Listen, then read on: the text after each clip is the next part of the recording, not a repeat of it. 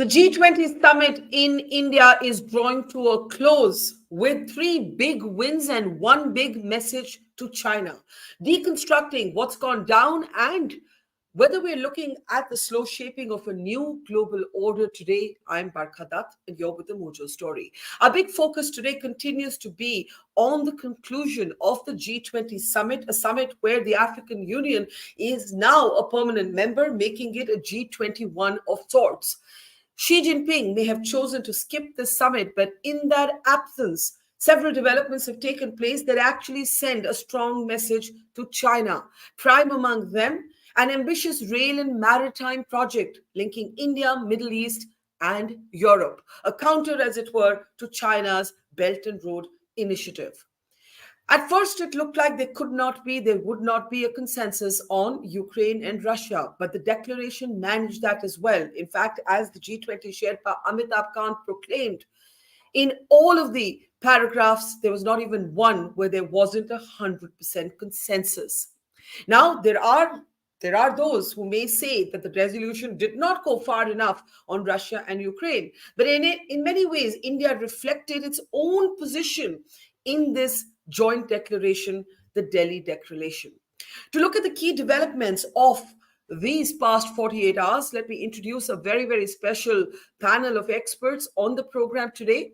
Let me introduce first up on the program, Lord Karan Bilimoria, joining us from the United Kingdom this evening, who's, of course, the chairman of Cobra Beer, as well as a Lord in the UK Parliament. Thank you very much, Lord Bilimoria, for making the time. Also joining us is military veteran General Rakesh Sharma. Always a pleasure to have you with us, sir. Welcome back to the platform. Also joining us is Alex Trevelli. Alex is a very, very senior journalist, and he is with the New York Times based out of Delhi. Thank you very much, Alex. I know it's your first time with us, so welcome to the program. And also joining us is Professor Amitabh Mattu, who's, of course, from JNU and one of the country's best known strategic affairs analysts. So I just want quick impressions from all of you before we get into the nuts and bolts. Let me actually start with you, Professor Mattu. What stands out for you? I mean, I could list 3 or 4 or 5 things, but what leaps out for you as the summit draws to a close?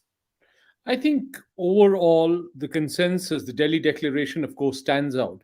But the ability of India to convene a gathering like this and to be able to coordinate multiple leaderships in a manner in which you could arrive a statement like the one you did, I think that stands out. Putin didn't come because of the Ukraine war, Xi Jinping because he wanted to snub India, but their absence was not really felt. You arrived at a statement that all the leaders of these G20 countries were comfortable with, and it was India's presidentship that this was done. I think the fact that of India's arrival, as much as Beijing's arrival after the Beijing Olympics in 2008, India's arrival has been announced. And in particular, do you think, Amitabh, that this is India taking the mantle, as it were, of being taking on the mantle of being a bridge builder, a consensus builder? Yeah, I think the fact that India was able to engage with the Russians, arrive at a statement which both the Russians, the United States, as well as the self righteous Europeans were comfortable with, without condemning Russia, but also talking about the importance of territorial integrity and how the use or threat of use of nuclear weapons was clearly inadmissible, suggests that India is also has the space and the agency to provide a platform for where people can come and dialogue, resolve important problems, much in contrast to what China stands for today, which is aggression, belligerence, and getting people into a debt trap, which is what the BRI has amounted to. Coincidentally, the World Bank released the India Stack report, its own version of the India Stack report, which suggested that the digital inclusion infrastructure that India had created could be a model. The India Stack could be a model for the rest of the world. So here is India's soft digital infrastructure, which is available free to the whole world to copy, replicate, scale, compared to BRI, which essentially is a Chinese project to make people dependent on China. And as you've seen in many of the cases of the countries that have become part of that BRI, become totally dependent in terms of debt traps that have been laid out for them. Right. Let me take this to Lord Karan Billamoria. Lord Billamoria, from where you're sitting in England, I must say to you that there's been particular interest in the Indian audience in, of course, Rishi Sunak, who not just has links that go back, ancestral links that go back to this part of the world, but is married, as it were, to an Indian. The footage of him and his wife Akshita Murthy at a temple this morning went absolutely viral. But when Sunak came here, he said he's going to be speaking for the people of Ukraine. As he heads back, the resolution, which of course, as I said, manifests India's position, a much more balanced position, a softer position than the one taken last year in Bali. How do you think he'll be received back home? How does it look to you as somebody who's, of course, India-born yourself, Karan? Yes, it's a very special moment that for the first time the UK has had a Prime Minister of Indian origin, and this is his first visit to India as Prime Minister. So it's a wonderful moment for every Indian around the world, including the 1.4 billion people in India. Let me just say this. I had the privilege as the president of the Confederation of British Industry for 2 years to chair the B7 when the UK hosted the G7 2 years ago. I know what goes into these events. And I was speaking at the B20 in Delhi 2 weeks ago. I can say without exaggeration that India has knocked the ball out of the park in the way that it has led the G20 in its year of presidency. It has raised the bar for the whole world. It has been super impressive in every way. And I think hats off to Prime Minister Modi and to India for staging a G20 bigger, better than ever before. And when it comes to the issues, there were skeptics saying, oh, the agreements will not be reached, there will not be a communique. Well, the joint declaration came ahead of time and everything was unanimously agreed. So it's been a very, very positive, and it's set India on the world stage. And look at the serendipity of it. The B20 started literally the day after India landed the spacecraft on the South Pole of the moon, joining one of only 4 countries to land a spacecraft on the moon. So India is now without doubt seen around the world as an emerging global superpower to join America and China. And I go further. I say that India will be the largest economy in the world by 2060. Well, that's when you say that India knocked the ball out of the park. I think most people would agree with you. But if I had to ask you, Karan, to pick one thing, not just the scale of this, bringing countries together on Russia and Ukraine, with Russia and China at the table. Yes, Xi Jinping and Putin were not there, but their countries were there.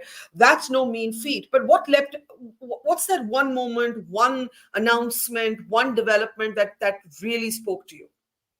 I can't say one thing, but what I can say is not only is this an opportunity for the biggest economies in the world and the European Union, and of course now bringing in the African Union. I think that's wonderful. Africa has a population of 1.4 billion, the same size as India in terms of population. Africa is emerging, Africa is developing, and to bring the African Union in, this is fantastic news. To address issues like climate change unanimously, the transition, to also address the Ukraine situation. It did say there should not be war. It did say there should be no question of using nuclear weapons. The food crisis that exists around the world that has been exacerbated by the Ukraine war, opening up the port in Odessa. We did that last year. That needs to flow again for the benefit of the whole world. Let me all sort of excellent points, but let me take them, as it were, to Alex Trevelli. Alex, if I can bring you in now. The fact is that there are a lot of people who pulled out the Bali Declaration of last year and said that, look, that spoke of quote unquote deplorable aggression by the Russians. This doesn't condemn Russia. That spoke of war against Ukraine. This is war in Ukraine. This is obviously masterful wordsmithery. The Indians are very triumphant. What will be the reception back home in the United States? Will Biden be accused of going to softer India? Or will there be an understanding that this is, as Karan was just saying, very much India's moment? India is the countervailing, rising sort of antidote, as it were, to China. How is this being received both in the media and you think by Joe Biden's colleagues? Thanks, Barkha. I think that apart from the actual language that's used, what's probably going to take center stage, certainly in our coverage starting at a hurried pace yesterday afternoon, is that the benchmark as set in Bali last November has moved, and it's moved in the direction of the Russia-China axis. So although the language that we see, I mean, points 8 through 14 in the communique that was issued yesterday afternoon, are perfectly clear in condemning aspects of the war, the suffering involved. It echoes Prime Minister Modi's language about this not being a time of war, and plenty of other things that everyone in the world can agree on, including the importance of territorial integrity and sovereignty. You find not a single representative at the G20 who wouldn't disagree. But the important thing, I think, for those of us used to watching sports or any other sort of great power contest, is that the needle moved, and it moved away from the G7 and the Western interests in supporting Ukraine against Russia, a little bit towards the Russian-Chinese side. And I think that that was a surprise in part because there was a perhaps naive hope going right into the G20 on the part of the G7 powers that with his surprising absence, Xi Jinping, along with Putin, whose absence was in no way surprising, had given ground to this, what America sees as a hopeful strategic partnership between itself and India, as if by not being in the room, China and Russia were less likely to get language that they would appreciate in the end. And so it was a bit of a surprise to see a more compromised statement appear. But what I would point out is that even more than one, there being a statement in the first place, which was very impressive, surprising. And two, however the needle moved, I think it's inarguable that it moved away from America and towards China. If those are the only two powers you were looking at. So let me come in there, because I think India would see this entire 3 days as something that moved, was a big message to China, and that therefore moved against China. So I'm intrigued that you would say that you saw the needle move toward China. Can you explain what that means? Oh, absolutely. In fact, there was one point in the final declaration that was, I think, an explicit, made explicitly in deference to China, or I should say implicitly in deference to China. China this year, you remember, so last year in the Bali statement, China was a signatory to the final declaration, which said that war of aggression, as Russia's done in Ukraine, yada, yada, is a bad thing. This year, China said it signaled it was not going to sign the same language as it had agreed to in Bali last year. And the reason it gave was different than Russia's reason. They said the G20 is supposed to be a grouping only for addressing economic matters, not geopolitics, matters of war and peace. So I think it's point 11. One of the points after the peace section of this communique yesterday read, although the G20 is meant to address economic matters, it must be admitted that war and peace have various economic effects. And to that extent, only that extent, we abhor what's happening. And that seems like making a quite generous amount of ground for the Chinese position, even while technically frustrating it. Well, that's so. I'm just smiling because it is such a different position or such a different perspective, General Sharma, from how Indians are looking at this moment. The way day one ended with the announcement of the economic corridor, Alex, that was seen as a kind of direct, here you are, China, with your Belt Road Initiative. Here's our snap to you. But Alex says that from the Western perspective, this obviously did not take the Western position on Russia and Ukraine. Of that, there is no doubt. And it is also true that it did not condemn Russia in the way that the Bali Declaration did. But the fact is, it still called for just and durable peace in Ukraine. It still spoke about cessation of military attacks on relevant infrastructure. But it's interesting. There are very different perspectives of the same developments. General Sharma, go ahead. Yeah, thank you, Barkha. The fact is that, it's become a hyperbole saying that President Xi did not come. I would say that a nation actually follows institutional positions, the national positions. And the premier who came here, Li Qiang, is a favorite of the president. So the position taken by the Chinese is a position taken on behalf of President Xi and would have been discussed at that point. So to say that, it is a differentiation between President Xi coming and not coming had major position change to what China stated and signed on is not correct. I think we should say so. It would have made a difference if President Xi had come. But since he has not come, doesn't make earth-shaking difference at all. Now, having said that, yes, there is a difference in Bali and all the footnotes that were added and all the Yeah. asides that were given in the Bali Declaration. The 8 paragraphs that came into this communique on Ukraine have been carefully crafted, and it takes a balanced position. It talks about Russia in a mention about especially the grain deal, and subsequently it also talks about Ukrainization. See, the fact I would like to say is that since it was stated by media across the world and everybody who had a thought process saying that this event is going to fail and the communique will not be signed and there will be no matching ground because there is a stringent position taken by the West and those taken by by Chinese and Russians, I think what we achieved is a great achievement in this form here. And I would also say that it is a measure of our telling the world that yes, we have arrived and we are a bridge. I wish to add one small point. I like the subtle messaging from Nalanda to Mahatma Gandhi's today morning. Excellency Premier of the People's Republic of China. Konark Temple. It showed that we have of science and technology because all this Excellency Premier of the People's Republic of China. showed that digital is the future. So over 2,000 Sorry, years sir. of I'm just going to ask you to repeat that point. We lost you briefly there. Go ahead, sir. Please. So the point I was on to raise is that we have shown 2,000 years of technological history coming with Nalanda University about 2,000 years ago or 1,500 years ago, coming to Konark Temple another 1,000 years ago, and the astronomy and the science behind the Konark Temple.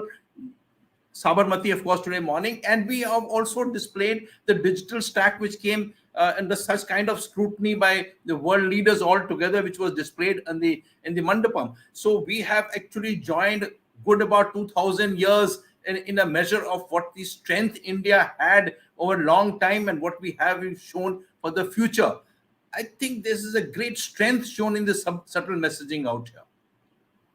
So let me. There was a whole lot of messaging. It's just that I think a lot of us think the messaging was to China.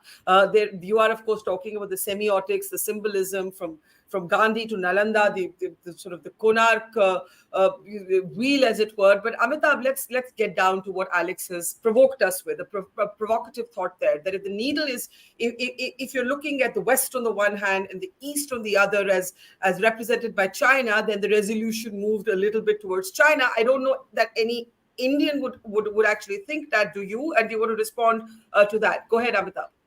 I think reporters and journalists often are fascinated by the granular detail, and I commend Alex for following that trajectory. But I look at the larger picture of the forest rather than the individual tree. And I actually, in the break that I had between my last intervention and this one, looked at that sentence. It didn't seem to me as a clock moving anywhere. It just said that while we recognize that the G20 is not the forum to resolve geopolitical conflicts, however, we think that war has a consequence for economic and political issues. And the fact is that G20 is a platform for addressing all the problems of consequence in the world today, if you look at the G20 declaration. And the only concession to China and Russia really is the fact that there is no reference to Russia. And that may well be because in some ways Russia is increasingly seen as winning the battle on the ground. And the Americans probably recognize that perhaps completely isolating Russia may not be such a good idea, a position that India has taken in the past as well. So frankly, I do not see this clock. I mean, you really have to be Confucian in your sensitivity to Chinese thought and to a world clock, which you see it moving that way. Certainly, in my Apple Watch, it doesn't show Okay. as any movement towards China. I'll get Alex to come in just in just a moment. I just want to bring in President Biden talking about that corridor, the rail and maritime links that are going to connect India, the Middle East, and Europe. I think that was the big story. It happened, of course, not at the G20, but on the sidelines of the G20. But really, a big story there. Let's just listen to President Biden, and we'll come to Karan Villamoria, Alex, and General Sharma again. Listen. This is someone once said in a similar domestic action that was positive. This is a big deal. This is a real big deal. And I want to thank you, Mr. Prime Minister. One Earth, one family, one future. That's the focus of this G20 Summit. And in many ways, it's also the focus of this partnership that we're talking about today. Building sustainable, resilient infrastructure, making quality infrastructure investments, and creating a better future. A future that presents greater opportunity, dignity, and prosperity for everyone. Last year, we came together as one to commit to this vision. And this afternoon, I want to highlight the key ways in which the United States and our partners are working to make this a reality. Economic corridors. You're going to hear that phrase more than once, I expect, over the next decade. Economic corridors. As we work to address infrastructure gaps across low and middle income countries, we need to maximize the impacts of our investments. That's why a few months ago I announced that the United States will work with our partners to invest in economic corridors. In practice, it means we're focusing on regional infrastructure projects that deliver results across multiple countries and in multiple sectors. And today, I'm proud to announce that we've finalized a historic agreement for a new India, Middle East, Europe economic corridor. As a key part of this corridor, we're going to invest in ships and rail that extends from India all the way to Europe, connected by the UAE, Saudi Arabia, Jordan, and Israel. Bridging ports across two continents, unlocking endless opportunities, including making it far easier to trade, export clean energy, expand access to reliable, clean electricity, lay cables that will connect communities and secure a stable internet, contributing to a more stable, more prosperous, and integrated Middle East. In many ways, Lord Karan Villamoria, for me, that was the biggest statement against China right there, at least in its ambition and its audacity. What actually happens, obviously, we don't know the timelines, we don't know some of the specifics, but just in what it's hoping to do. Let me bring you in, Karan.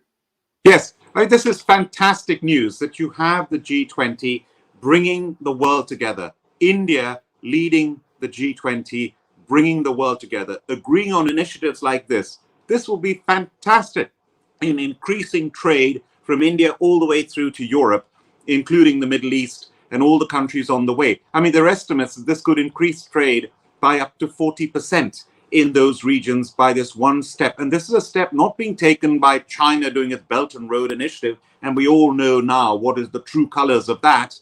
But here, it's the world coming together with an initiative to benefit everyone. The Biofuels Alliance that was announced at the G20, another initiative for the transition to net zero, which is terrific. That's why I think this particular G20, not only has India put itself and its stamp very emphatically as a superpower on the world stage, as a world leader leading the way, but it also should now lead to other changes. Why should it be the G7? India should be in a G8. If not, there should be a G10. The G7 is outdated. Why the UN Security Council? Why is India not a permanent member? These initiatives now all need to be reformed. And I hope that this G20 is a catalyst for reform of global institutions, and for India have now shown the way, led the way for that to happen. Alex, let me bring you in. I'm sure you'll want to respond to some of the points that are made. But when you look at the announcement of this economic corridor, do you at least see that as a big statement, a proposed sort of counter move to China's Belt and Road Initiative? Alex? Thanks, Barkha. This caught us by surprise again, not to sound like a broken record. And I think it's very interesting my attitude towards it is I'll believe it when I see it. It's a very curious effort, and I'm not sure if it took an hour or two before this opinion sort of settled. The idea that it was an alternative to the Belt and Road Initiative, as it used to be called, the One Belt, One Road Initiative, which sounds a lot better in Chinese, but sounds also a lot like One Earth, One Family, One Future. This one thing is becoming global, I think. So if it's a BRI alternative, I don't really see how it works, in the sense that it doesn't have China's enormous store of currency reserves behind it. Is this something that America is going to fund? Is it something you might reasonably expect that the Saudis, now that they're making nice again with the Emirates, would put their financial backing into? But on the other hand, Saudi and the Emirates have been looking much, much closer to China recently. If you recall how recently the Saudis were involved in a China-brokered rapprochement with Iran.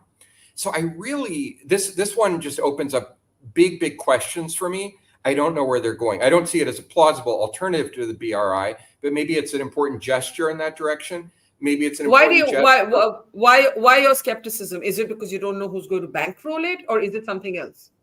Yeah, I don't see any real money there. And really, what are the development goals? We're talking about pipelines that skirt America's traditional enemies in the Middle East, Iran and its proxies, to Europe? Are we talking about just avoiding Iran and Pakistan more thoroughly for American and Indian exigencies?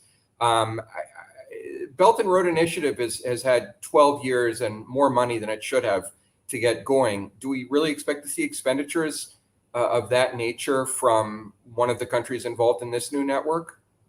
Okay, fair question. Let me bring in General Sharma and Amitabh Mattu, and hopefully Karun can reconnect with us as well. General Sharma, go ahead. When we say it's a counter to the BRI, I don't think any of us are suggesting a kind of literal sort of alternative model, but just that China has traditionally used infrastructure and connectivity almost in pursuit of sort of neo-imperialistic ambitions. It's thrown money at especially the sort of the smaller neighbors of India in our region to do precisely that. But Alex asks a good question. We don't have the details yet. We need the details. We know there's a great photograph, by the way, of Biden, MBS, and the Prime Minister having a big laugh. And it's quite a moment considering MBS was just called a pariah by the American president not so long ago. But nothing is permanent in politics. So, General Sharma, go ahead. So, Barkha, the fact of the matter is that, of course, details are not out. It sounds very nice. It sounds larger than life. But the fact is that, how would it succeed? As it is, when we talk about it, of course, I'm not talking about bankrolling. I'm saying the success of a railway merchant shipping corridor coming from Europe across to India, where a merchant ship carries 22,000 containers, while a train carries about 1,000. So, if you have to load it up, offload it in Israel and bring it down to one of the ports in Saudi Arabia or UAE, and then put it into a container ship again, the number of trains required to move all these containers that are offloaded from a ship in the Mediterranean and then uploaded into one more ship across into the Gulf and brought to India, it sounds Herculean. It's like Gwadar port. It sounds so nice that the Chinese will bring container ship of 22,000 containers to Gwadar, and they'll be lifted by trains across to Kasgar, and you start calculating the logistics. You say, ye nahi hoga. This is impossible to happen, because Gwadar will not succeed at shifting of containers across to this area. So how will it succeed? It's not. Chinese made huge railroads from China's Xi'an and coming across to Europe. And, it did not succeed in a big way. They found shipping much better, the merchant shipping much better for shifting of goods from China, all the cars that they're selling across to various countries and then sending them by trains. So, whether it is pipelines or it is cables or it is optical fiber, all this has to be seen as a fine print. Yes, I agree with the thought process that it's a kind of tapping the doors of the Chinese. They're going to have a BRI conference next month, and they're calling the entire world. And I was hearing Putin is also going across for the annual BRI conference in Beijing. So, it's already telling them that there is a challenger. But the West to challenge them earlier in that buyback thing, etc., but it didn't succeed because they didn't get the buyback funds, etc. So, sounds excellent thing, but how will it move forward? I think we'll have to see the fine print. All fair questions, but just the fact, Amitabh, that there is going to be a BRI conference. You have the Italians now poised to withdraw from that initiative. I think it's also important to have an alternative to talk about. But I take Alex's point, General Sharma's point. Where is the money going to come from? Is this is Herculean? Is it really going to work? Your take, and then I'll give Karan the last word. Amitabh? I think good questions. I agree. I think it's just a blueprint at the moment. It's not, I don't think the details have been worked out. And as you and I know, the devil is always in the details. But look, in terms of imagining if you imagine the world as being bipolar and that there is at the moment and that there is a Cold War on, then imagine that the United States is going to use its force and strength to try and make this idea into a reality. Lots of countries are still hedging, are still going to play on both sides of the fence. The Saudis have had a rapprochement with Iran, courtesy, as Alex said, China. But imagine, for instance, a new Marshall Plan for Asia. A Marshall Plan which the Americans will use their economic resources as well as all the stakeholders that they have command and control with. Then the sudden vagueness of an idea becomes less vague. But I agree. It's at the moment you might just say that it's a sketch on the drawing board, while the Chinese have started perhaps painting some of those drawings that they initiated with the BRI. But the very fact that it's happened is a big thing for me. Yeah.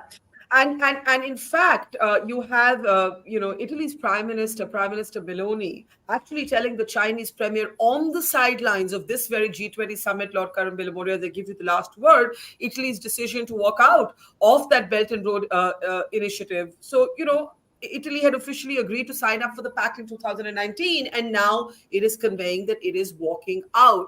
I take all the questions here about, what is this idea actually? How do you build? This idea sounds better on paper. How will you sort of execute it? How will it become real? All fair questions, but there is some shift. There are shifting sands here, and if you had to identify that shift, how would you identify it? Yes. This is, again, it goes back to the way India has conducted itself in the presidency of this G20. In the whole year of its presidency, it's done more than any other country has in holding events in different cities, bringing countries from around the world in all the different areas. Now, at the actual event itself, it has walked the talk, brought it all together. And I don't know if anyone's mentioned this yet, but there are more outcomes from this New Delhi, India, G20 than any other G20. 112 outcomes. That's almost double what any other G20 has done in the past, including initiatives like this linking of India to Europe in a massive transport project, and opening up the digital stack to the whole world, dealing with agriculture, dealing with climate change. There's so many different areas. It is all-encompassing and comprehensive. And I once again say hats off to India for a fantastic G20 with huge outcomes that should have huge impact on the global economy and the world. But, well, I think as Amitabh Kant said, not Amitabh Mattu, I got confused there for a second. Amitabh Kant said that there are no footnotes. There were no disagreements. Every single paragraph, there were no footnotes needed because everybody agreed. It will be interesting to see what happens. What will China and Russia say when they're back home? What will the Americans and the Brits say when they're back home? And we will watch the story unfold carefully. But for now, I think India has ticked all the boxes that it wanted to tick and then some, notwithstanding Alex's skepticism that is taken with respect. And some of those questions will be answered, I hope, in the days to come. Thank you very much, Amitabh Mattu, to Alex Valley, to Lord Karan Villamoria, and General Sharma. And thank you to our audience. Have a great weekend. See you soon. It's great to see you here. Thank you for watching our work. If you haven't subscribed yet, don't forget to click the bell icon and subscribe to Mojo Story and support independent, robust journalism.